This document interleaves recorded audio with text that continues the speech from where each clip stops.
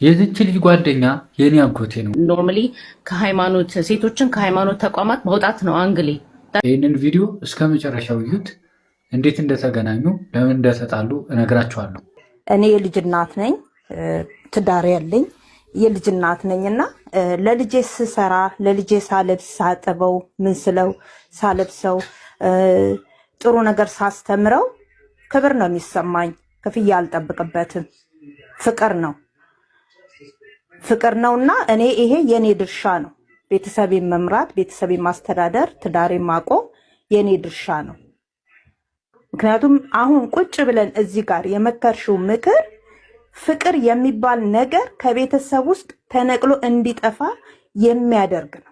ለወንዶች ያላት አመለካከት ምናምን ከዚህ ጋር ተያይዞ የምትናገራቸው ነገሮች በጣም ይውርድ የሆኑ ነገሮች ስለሆኑ እኔ አጎቴን ለመጠየቅ ሞክሬያለሁ። የነገረኝን ነገር ልነግራችሁ እችላለሁ ወይም እነግራችኋለሁ። ካልሆነ ደግሞ እሱ ፈቃደኛ ከሆነ እሱን ጋብዘን ስለዛ ስለ ሪሌሽንሽፓቸው ማውራት ይችላል ማለት ነው። ይህንን ቪዲዮ ኤዲቲም አላረገውም፣ ምንም አላረገውም። በቃ ቀጥታ ነው እጁ ጋር የምናገረው። እናንተ እስከ መጨረሻው አዳምጡ። እንግዲህ ዮርዲ አዚስ ታይም በዚህ ሰዓት አብሶ በሶሻል ሚዲያ በቲክቶክ በፌስቡክ ምናምን ያው ትሰማ በሚል ቃል ዘመቻ ላይ ናት ማለት ይቻላል። ያው ፌሚኒስት ናት። እንግዲህ ኢትዮጵያ ውስጥ ፌሚኒዝምን እኔ ነኝ የፈበረኩት ነው እያለች ያለችው። አሁን ዋናው ነገር የፌሚኒስት ሀሳብ ወይም የፌሚኒስት ሀሳብ ምንድን ነው የሚለውን ነገር ነው የምንነጋገረው። አሁን ኢትዮጵያ ውስጥ ይሰራል አይሰራም የሚለውን ነገር እሷም ደግሞ ወደ ፌሚኒዝም ለምን እንደገባች ምክንያቱንም ጭምር ነው አሁን ዛሬ የምነግራችሁ። እንግዲህ ዮርዲ ከ4 ከ5 ያላነሰ ፍቅረኛ ነበራት። ከነዛ መካከል አንዱ የኔ አጎት ነው። እሱ እዚህ አዲስ አበባ ነው የተወለደው። ምንድን ነው እሷ እንግዲህ እያራመደችው ያለው ነገር በዋናነት ወንድን የመጥላት ሴት ልጅ ወንድን መጥላት እንዳለባት ነው። ከ75% በላይ የምትናገራቸው ነገሮች በቃ ሴት ልጅ ወንድ ልጅን እንዲጠላ የሚያደርግ ሞቲቬት የሚያደርግ ነገር ነው እንጂ ለሴት ልጅ ጥብቅና የቆመችው 25% ቢሆን ነው። ማንም ሰው ሴት ልጅ እንድትጎዳ የሚፈልግ የለም። በዚህ ዘመን ሴት ልጅ ጥቃት እንዲደርስባት የሚፈልግ የለም። ግን እሷ እያደረገችው ያለችው ምንድን ነው? የምትናገረው ነገር ይውርድ ነው።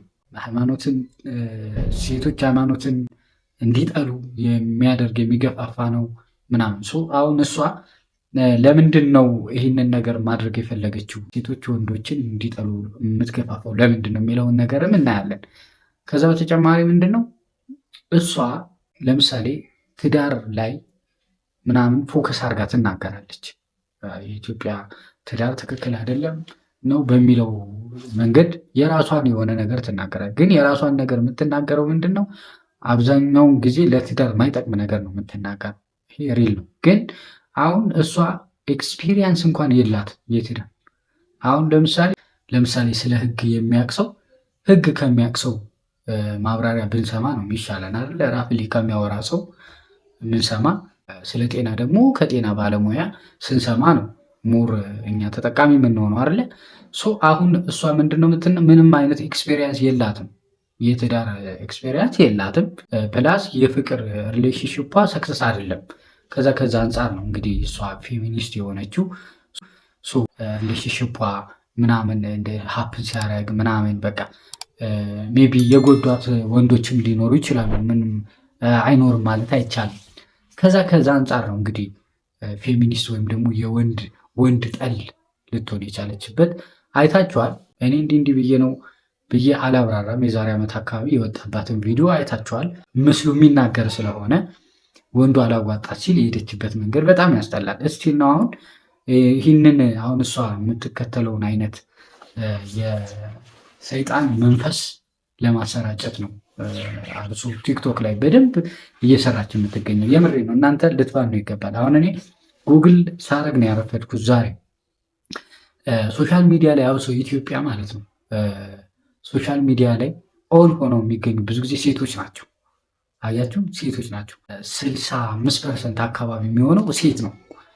ከዛ ሌላው ነው ወንድ 35% ምናምን ወንድ ነው። ሶ ምንድነው ሴት ልጅ ብዙ ጊዜ ኦንላይን ስለምትገኝ ዩቲዩብ ላይ እና እኔ ሰርች ያደረኩት ዩቲዩብ ላይ እና እንትን ላይ ነው ቲክቶክ ላይ። ሶ 65% ሴት ነው ቲክቶክ የሚጠቀመው እና ቲክቶክ የምታዩት እናንተ ናችሁ። ዩቲዩብም ቲክቶክ የምታዩት እና ሜቢ እኔ የሚጠቅማችሁ ከሆነ ነው መነግራችሁ። ማለት ብልጥ ልትሆኑ ይገባል። አንደኛ እሷ የምታራምደው ፌሚኒዝም የተባለው አይዲያ የውጭ አይዲያ ነው።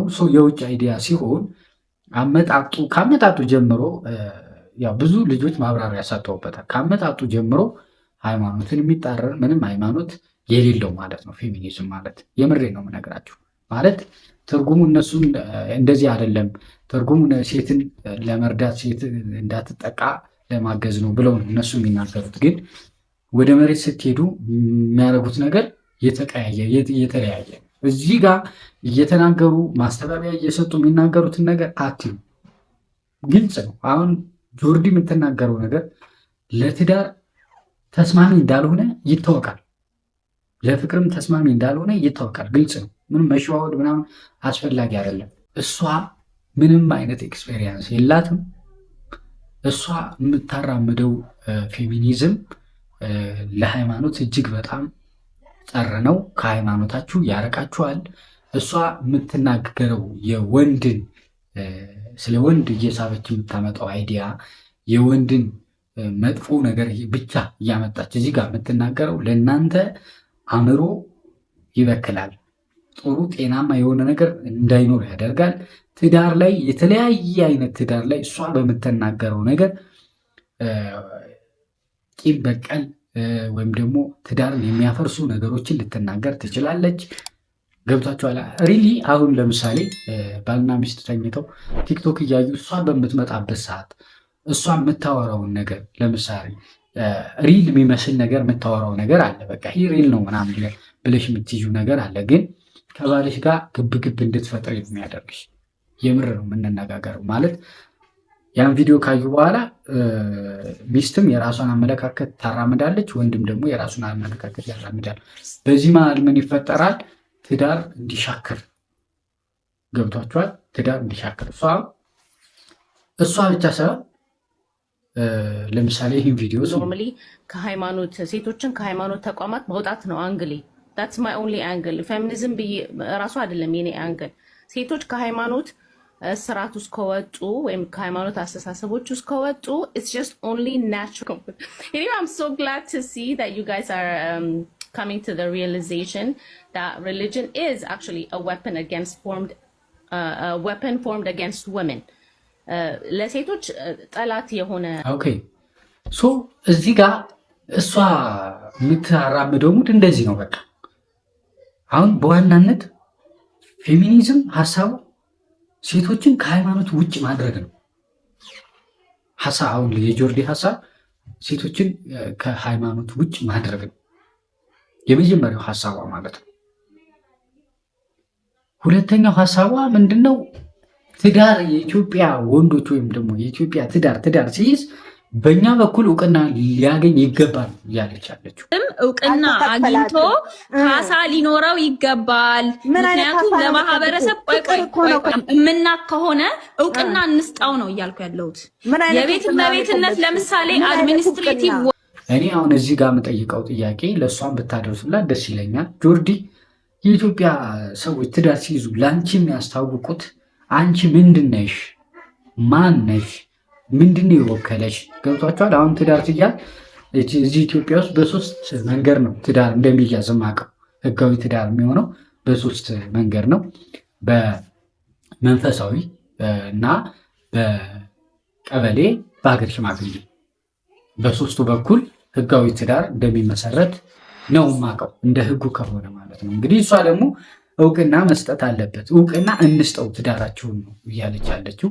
ይሄ በጣም ዩርድ የሆነ ነገር ነው። እናንተ ብልጥ የሆናችሁ ሴቶች ባይዘወይ እናንተ ራሳችሁን የምታውቁ ሴቶች የእሷ ሀሳብ ሊገዛችሁ አይገባም።